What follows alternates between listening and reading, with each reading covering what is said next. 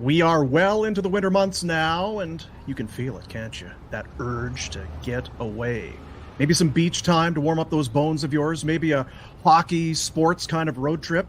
Well, when you pack your bags, make sure you don't forget Alberta Blue Cross. There's only one thing better than sharing memories, and that's making new ones. Alberta Blue Cross Travel Insurance protects your memories and more, wherever travel takes you. Visit ab.bluecross.ca/travel for more information. Alberta Blue Cross, celebrating life's memorable moments inspired by hockey. Hey guys, it's Pinder chatting about Charm Diamond Centers. Did you know that Charm's been Canadian owned and operated since 1972? And there's over 85 locations coast to coast to coast with Charm and their sister brands. Get this now. You want to get something custom made? How about custom ring building delivered in less than 4 weeks? That's unreal. That is the Charm Masterpiece program, and they've got unbeatable pricing policies as well. Whether it's mined diamonds or Canadian lab-grown diamonds, check them out. For more information, go to charmdiamondcenters.com. That's charmdiamondcenters.com. All right, gang, listen up. It's time to learn the pro pose. Coach? Bend and snap. Beautiful form. Nice arm extension. Facial expression, could use some work. All right, let's see it. The pro pose. What's that guy doing? I think that's the bend and snap. That's a whole different deal. Charm, home of the pro pose. Oh! Wendy's is letting you win real food with your fantasy teams this year and Daily Face-Off. For those of you who smoke the competition, Wendy's is rewarding you with weekly prizes that'll have you winning despite your lack of team-building skills. Download the Wendy's app and score yourself 150 bonus reward points on your first order. Grab a sweet victory from the mouth-watering jaws of defeat, along with some fresh, never-frozen beef. Sign up to play Daily Face-Off to win weekly prizes like the spicy chicken sandwich from Wendy's and the Wendy's app.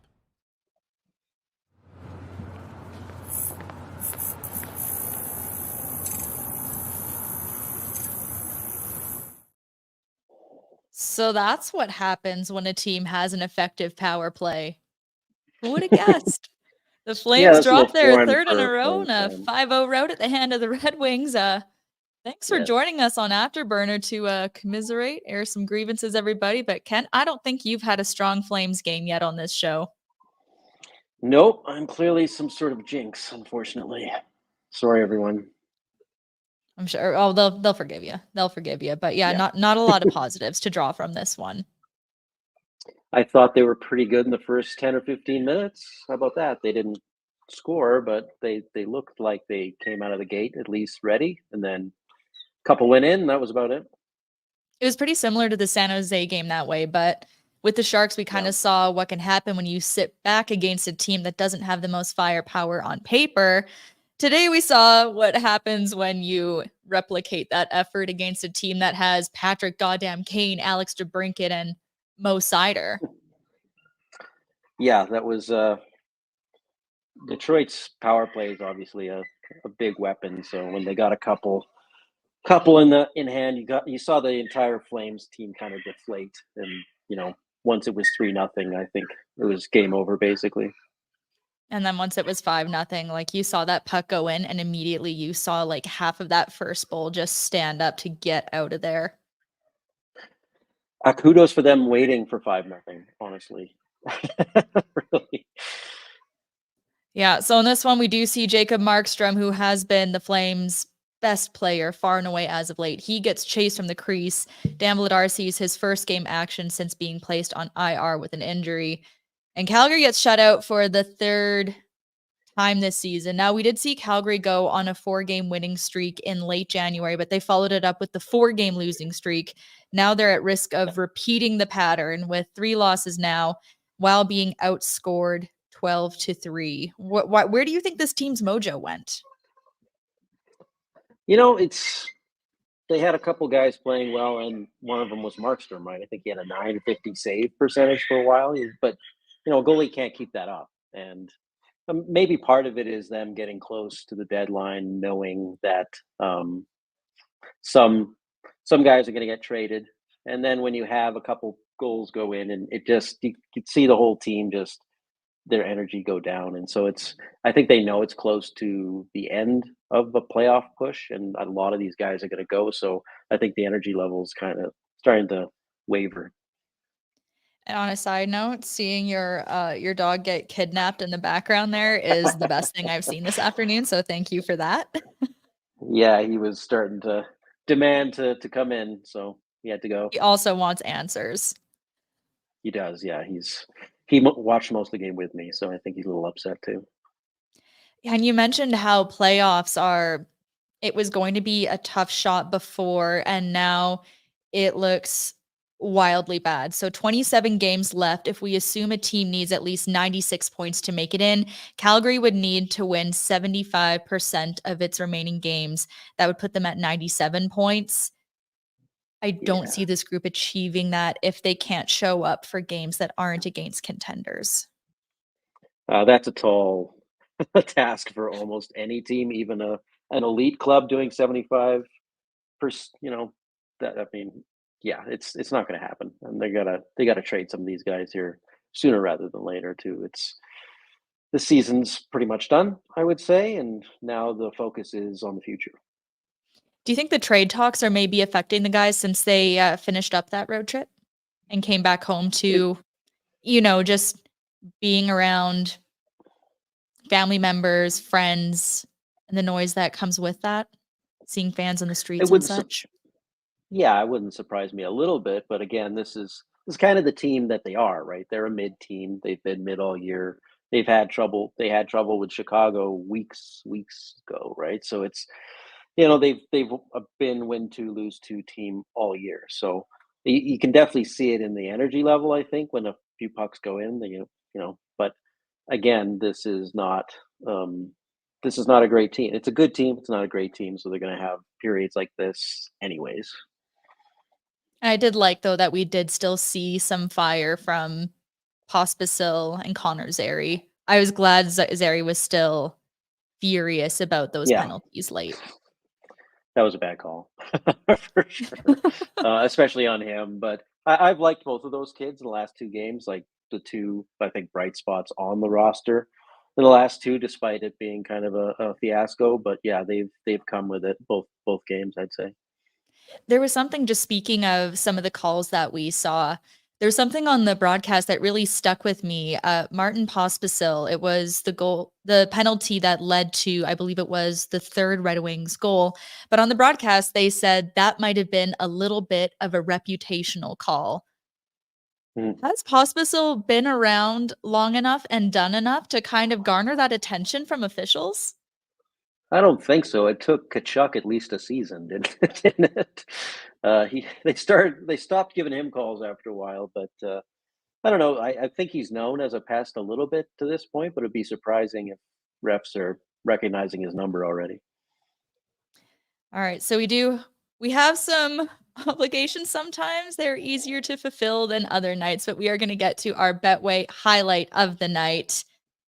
Okay. Not a lot to choose from, so we're going to go with a kind of a out of the box pick this evening.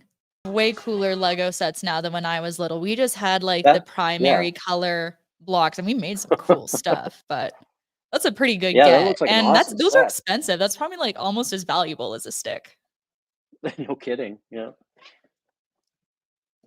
So Alicia Ivkovic isn't going home empty-handed tonight, and for that fan as well. That's probably pretty exciting for her, but yeah, that is our Betway highlight of the night. You can get the app on your phone and bet the responsible way with Betway.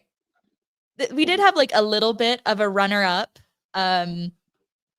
His two sides of a coin. It was the beauty and the beast of what the Flames were tonight. So the Red Wings didn't even end up getting that many shots on paper, but just the quality of the chances they were getting were great. But it was also kind of similar to the San Jose game in that Dustin Wolf kind of got hung out to dry on some of those goals. And for Markstrom, it was pretty similar tonight. And Dan Vladar came damn close to just looking good and showing that, he can hold down the fort when called upon. And then even he kind of had a stinker that came again off the turnover. I think it was from Rasmus Andersson at the end there.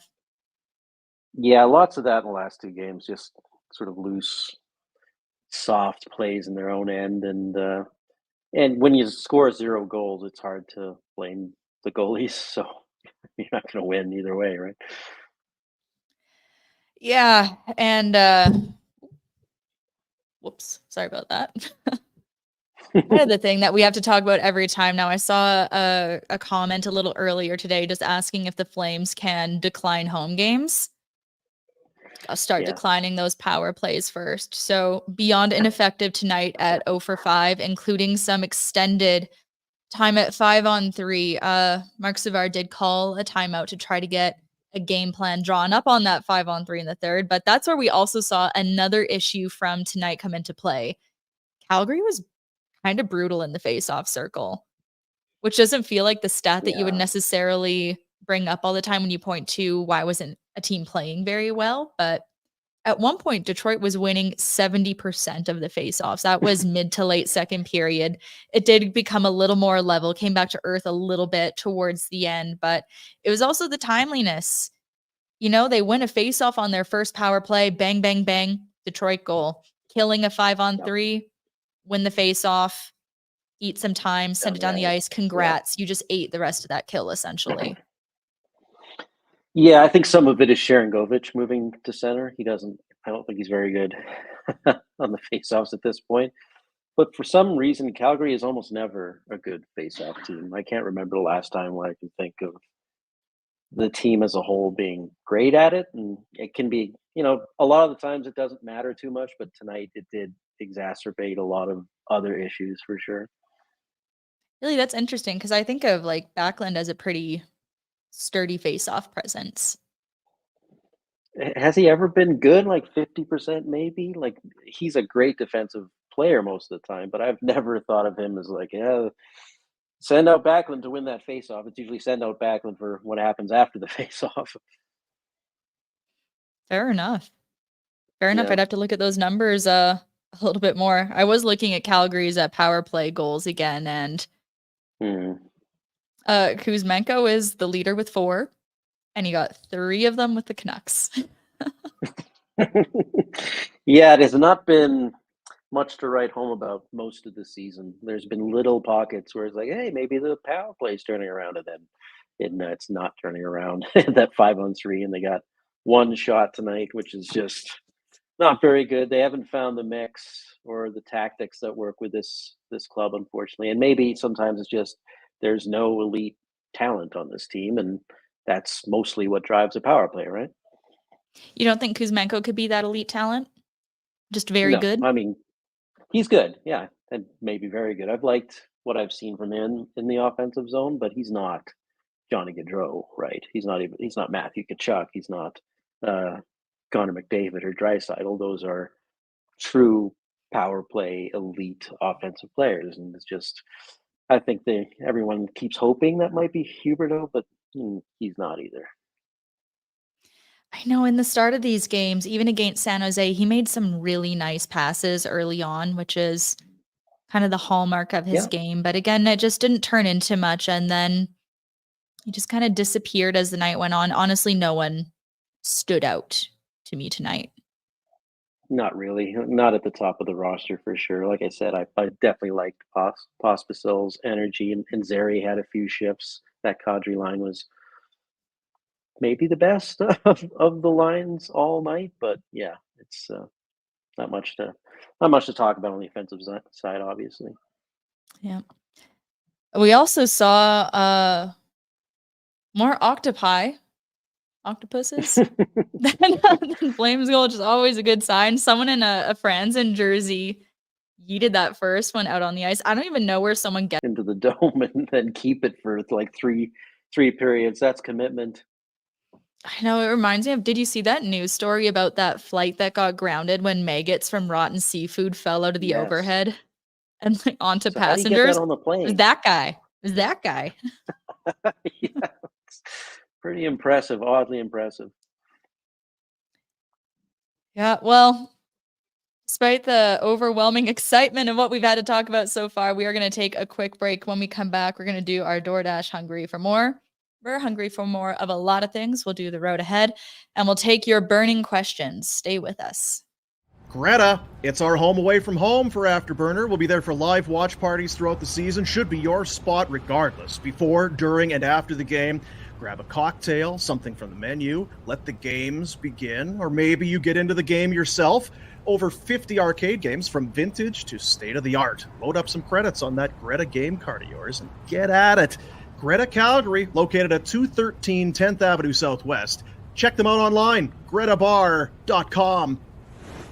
There's not much better than hockey season, and yeah, you can always cheer on your favorite team at the Grey Eagle Resort and Casino's Stage Bar. You can enjoy the games on the massive big screen TVs they've got hanging above the bar. Friends, drinks, delicious food. Let's go. Visit GreyEagleResortandCasino.ca for more information. Now, maybe it's not game time yet, but there's always happy hour in the afternoon. Make the most of your day with great drinks and food at the Stage Bar and Blaze Bar and Grill for the happy hour every day, 2 to 5 at the Grey Eagle Resort and Casino. Great food, specialty drinks, all starting at $5. Visit GreyEagleResortandCasino.ca for more information. We'll see you there. Are you thinking of buying or selling your home in the Calgary area? Well, there's one guy you've got to talk to. That's my pal, Derek Newman. Derek, born and raised in Calgary, volunteer, a pillar of the community, huge sports fan, girls, golfs, all kinds of sports, not to mention, yes, he loves indeed the Calgary Flames. So if you want to talk real estate in your community, or you just want to chat about the Flames and what's going on in the sports world, you can give Derek a call. Incredibly friendly and approachable, but more importantly, trustworthy and incredibly hardworking. Take advantage of their complimentary in-house home staging consultation. Also, whether it's your first time or you're a seasoned buyer or seller of homes, he's going to understand what you're looking for and help you meet your goals. Also, Derek's network, substantial. He's able to find some homes that aren't even on the market yet. So whether you're buying or selling, or you just want to see what's going on with the value of your place, give him a call or a text. He's going to get back to you right away. Derek Newman of Newman Deans Real Estate with CIR Realty. Let Derek put his network to work for you. Call or text Derek right now at 403-619-6661 or email him at dnewman@cirrealty.ca. Oh, welcome back, gang. Might as well recap this bad boy for you quickly as the Flames go down 5-0. The Red Wings struck first on a power play faceoff. Puck comes right back to Patrick Kane. He opens things up. Then we have another Uyghur turnover leading to a Red Wings goal. The pass gets picked off, fed to JT Compher. He gets the wrister. That was late in the first period. Then Patrick Kane gets his 799th career assist on another pretty sweet power play setup. Kane passes from just above the goal line, not even looking. Larkin's on the doorstep to deflect that home. Gets into blowout territory when Perron squeaks one past Markstrom. Yeah, it kind of went 5-hole on Markey and went off the butt end of his stick and in. So that's where Vladar comes on. And then the Wings finish it off.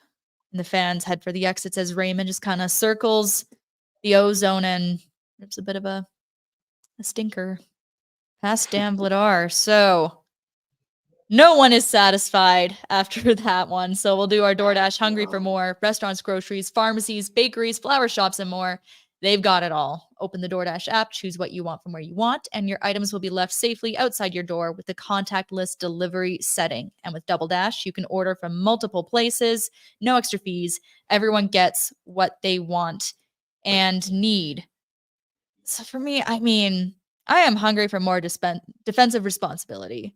A turnover is a nice, sweet treat, not whatever this was again. Like we've said so many times tonight, shades of the loss to San Jose, but Calgary actually had more giveaways in this game than against San Jose. And again, they're leading directly to goals and golden opportunities. Calgary finishes off with 22 giveaways.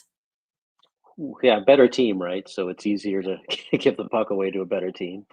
But yeah, it's especially the blue line the last two games, and leaders on the blue line, Uyghur, Anderson, Tanev even seemed to struggle a little bit. Hannafin had, I don't know about tonight, but I'm pretty sure he had pizza last game that he served up. So it's tough, right? And then a lot of, with the goalies not saving everyone with a 950 save rate, all those mistakes going in kind of kills any momentum or any effort you put towards winning those games. So yeah, it's the defensive zone has been very soft and very lackluster the last 2 games. Yeah, and obviously we watch the game in very different ways. I feel like you watch the game like a smart person, and I watch the game the way I watch the game. I'm not gonna put a label on it, but what are you hungry for more of? Oh boy, it'd be nice more what we were seeing in the 3 previous games offensively, right? You know, they've had about 15 minutes of good play in the last 2 games where it looks like they're the better team. They're getting good shots, good looks, and then something happens and it all falls away. So yeah, that new top line of Huberdeau, Kuzmenko, and Sharangovich, they look like they were coming together pretty well, and that's kind of stopped a little bit the last 2 games. But it'd be nice to have something to cheer for. I know that playoffs is probably off the table at this point. They're not going to be, but it's nice to be a fan, watch the game, and get excited for something. And some of these players are still. You want them to be worth something either at this trade deadline or the next. So, you got Andrew Mangiapane coming up. He's in a bit of a funk. You're going to want to flip probably Kuzmenko next year. So yeah, you want to see a little bit more offensive flair, I think, down the stretch. And with the Flames coming home from that road trip, I feel like the talk had just kind of hit a new high where people were talking about the value of Markstrom, of Tanev, of Hanifin. And then you started to hear like Anderson being thrown into the mix, and people were buzzing about all the scouts that were at the games. Can 2 stinkers like this turn their value on the trade market? I don't think so. I mean, the scouts should know what they're dealing with to some degree with the players they're looking at, and they should know that the Flames are what they are, right? This sort of middle tier team that's going to have good games and bad games. Hopefully, that doesn't impact too much. I mean, if you get 10 or 15 or 20 games of really ugly play, that can start to, I think, impact things. But you know, the NHL should know what Noah Hanifin is at this point, and anyone who's scouting him should just be getting a final feel on him. And you shouldn't be, tanking his value after 2 games where it wasn't just him. I mean, the entire team was lackluster. So I don't think it'll be too big of a deal, but you wouldn't want 10 or 15 games of this, that's for sure. So maybe fans and the team will be satiated with some moves from Craig Conroy in the next little while here leading up to the trade deadline. That's your DoorDash Hungry for More. For a limited time, our listeners can get 25% off and no delivery fees on the first order of $15 or more when you download the DoorDash app and enter code NATION25. You all know the code by now, right? That is code NATION25 for 25% off your first DoorDash order. Valid in Canada. Terms apply. Dash it for the win.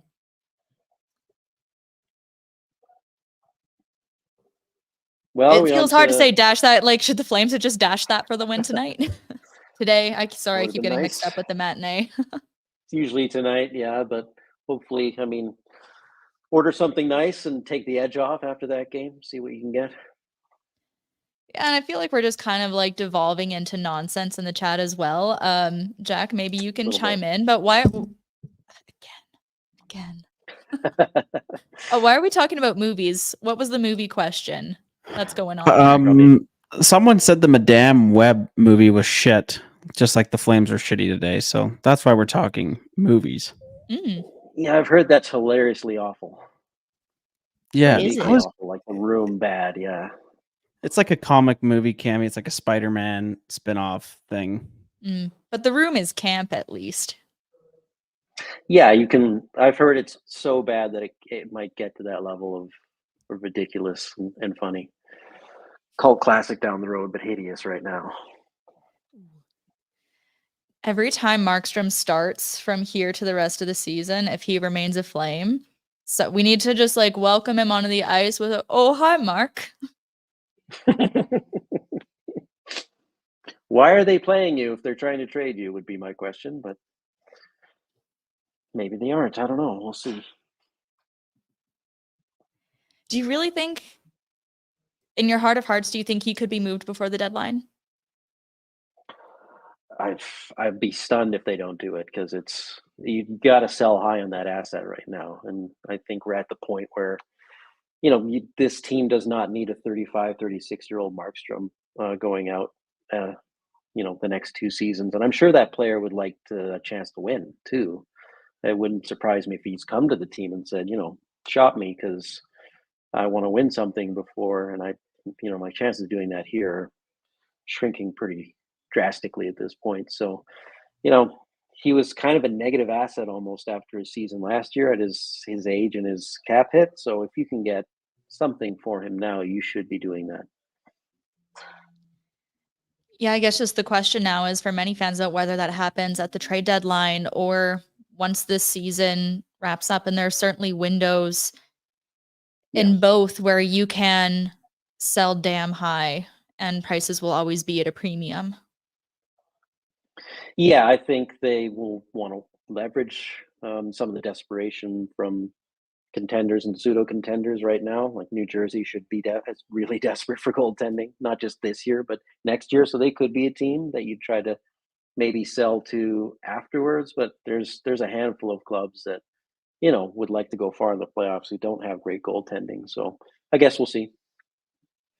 Yeah, we will see. And honestly, if the Flames don't make the playoffs, I do hope fans in Calgary will turn out for the Wranglers and the Hitmen if the Hitmen are able to sneak in, especially if the Hitmen get that the tiebreaker game for the dub. Yeah, that's good hockey. Both of those things can be really good, and you'll see Coronado and probably Wolf down with the Wranglers. So part of the future there. See how they do in the playoffs.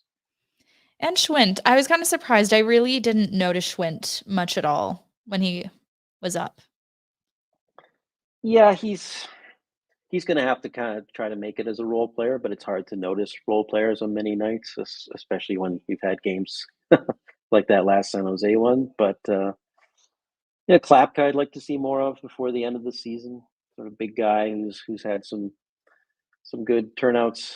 But the Coronado's obviously the one guy I'd really like to see back up with the team. He's still very raw, but he's leading them in scoring. He's a better than point per game player on the farm.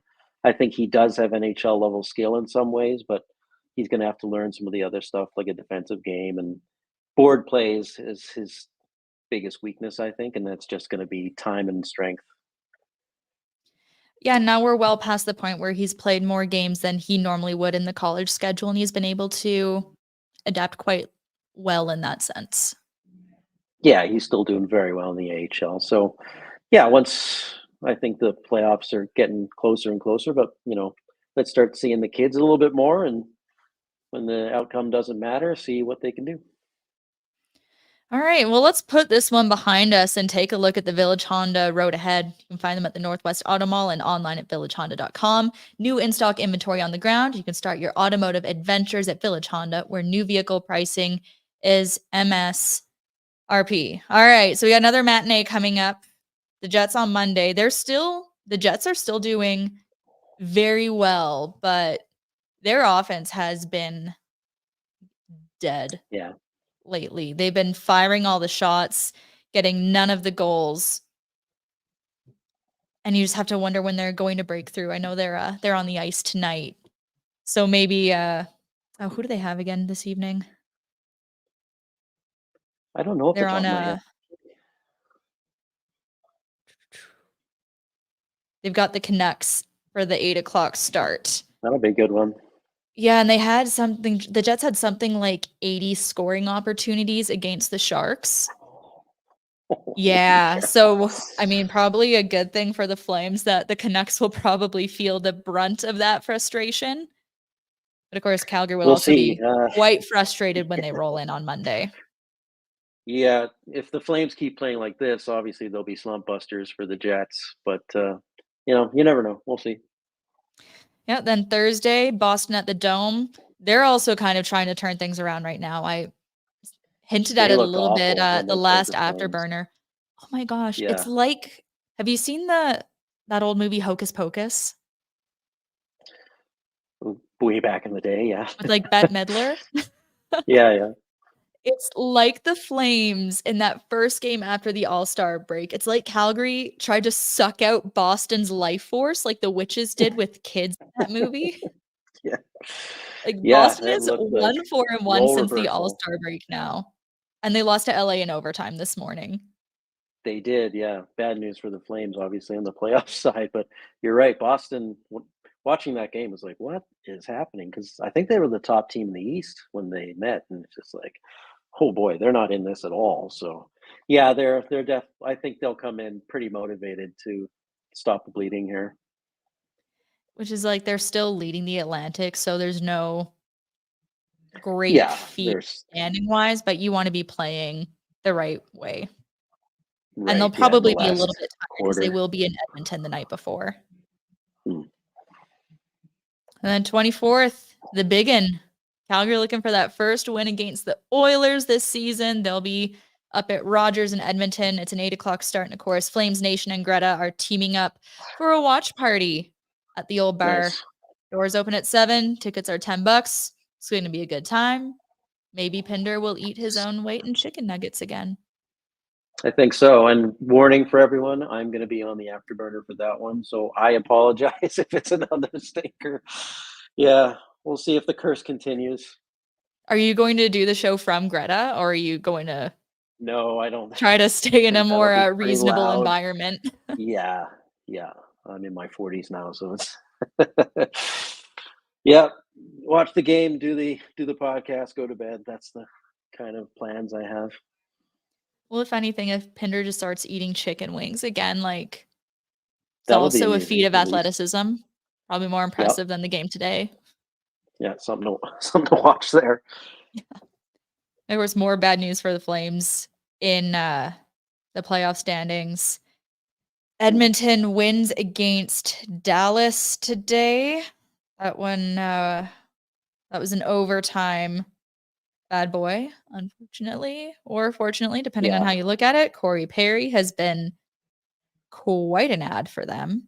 No, it's Evan Bouchard who gets the OT winner. Predators Just are can't up get on rid the of that Blues guy. right now, but that's still Yeah. either way that goes. That's not good for Calgary in the wild card race. That's a lose-lose for Calgary, yeah. Especially if it Yeah. goes overtime. Lose. Awful. So that is your Village Honda road ahead. They have a huge selection of used vehicles, all makes, models for all budgets, more than 70 units on site, and access to over 400 more in their dealer group. You can make Village Honda your one-stop auto destination in Calgary, located in the Northwest Auto Mall and at villagehonda.com. All right, let's get to some questions and we can all go about our day. Has Huska lost the locker room? I don't know if this is something that you would put on a coach. This feels like a product of what you can do with the tools you have. And frankly, he can't, I know I say this all the time, but Huska can't hop on the ice and operate his defenseman's limbs and stop them from turning it over in their own zone. Yeah, it is what it is at this point. And the Flames have been this team, like I said, all year.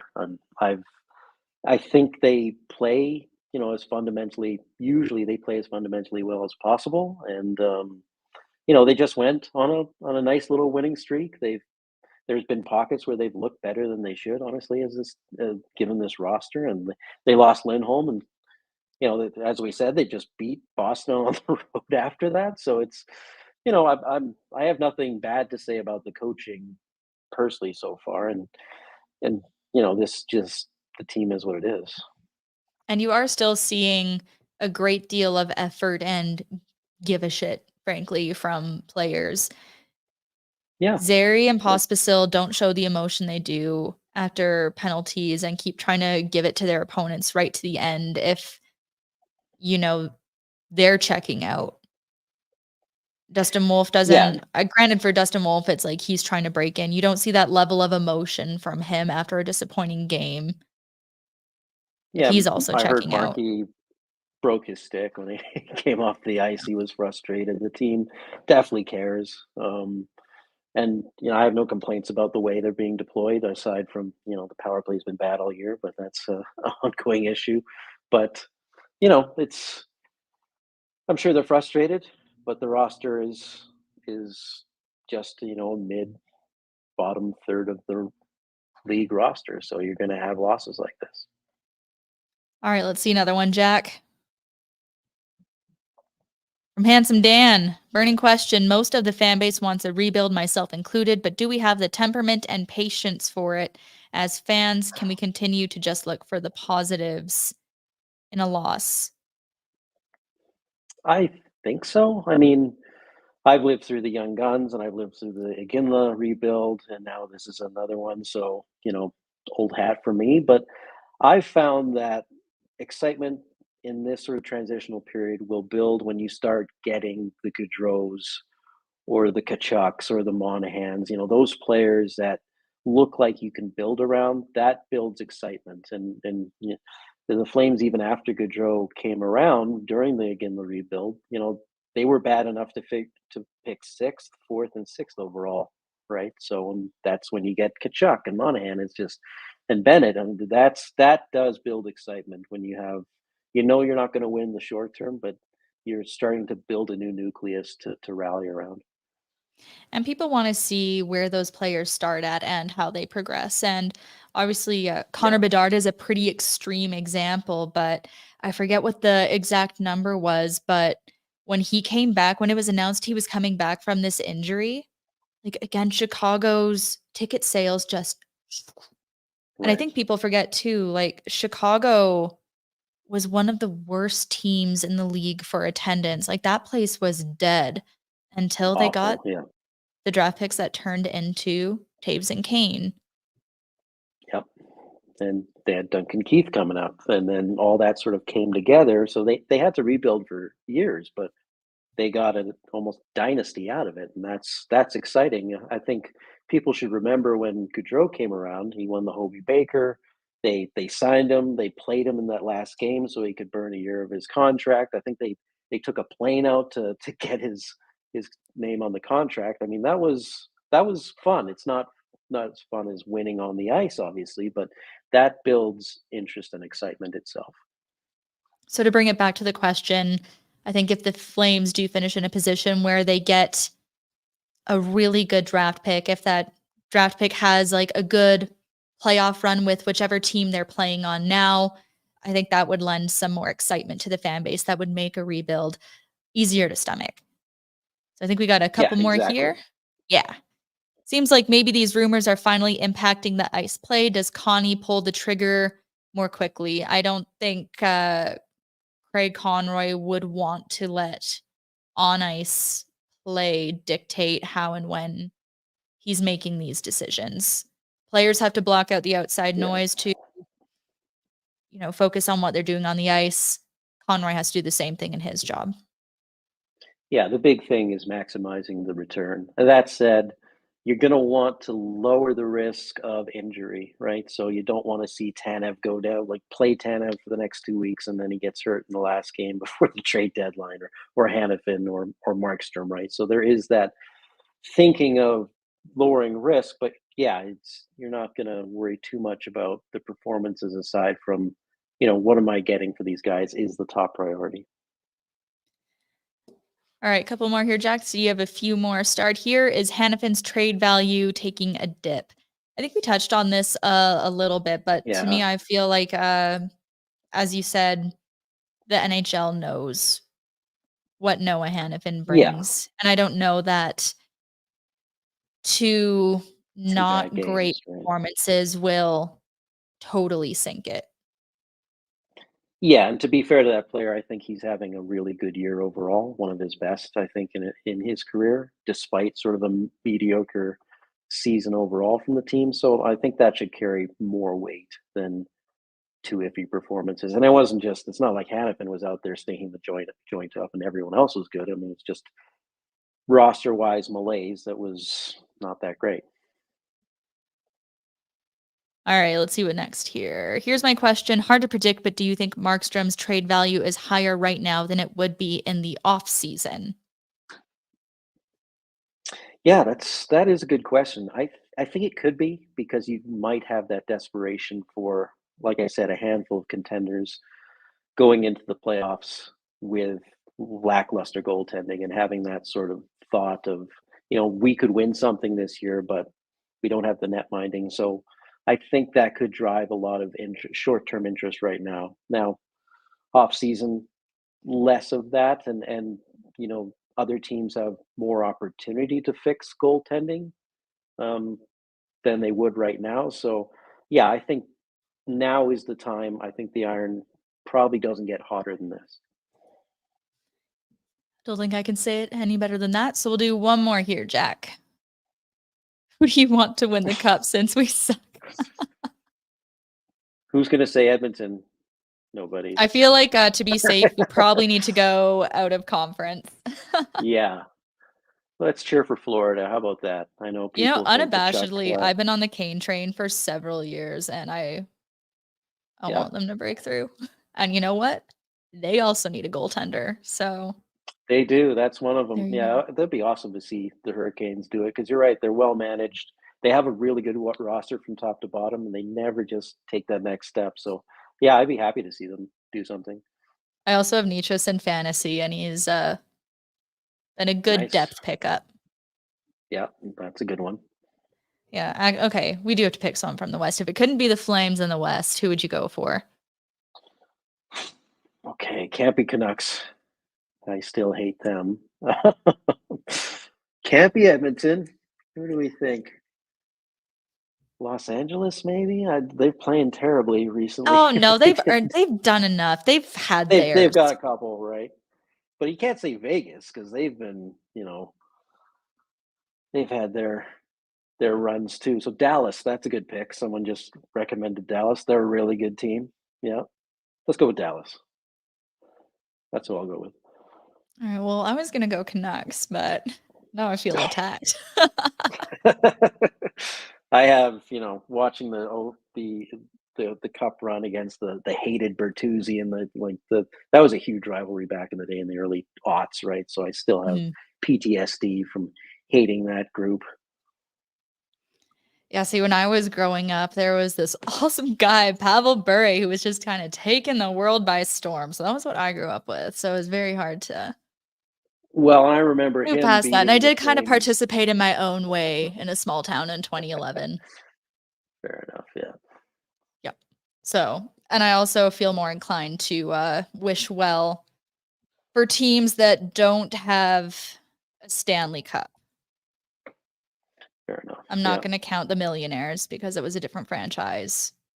No, that doesn't count. No. Same way we can't count the Metropolitans for Seattle. So yeah, that's who we'll go with for there you go.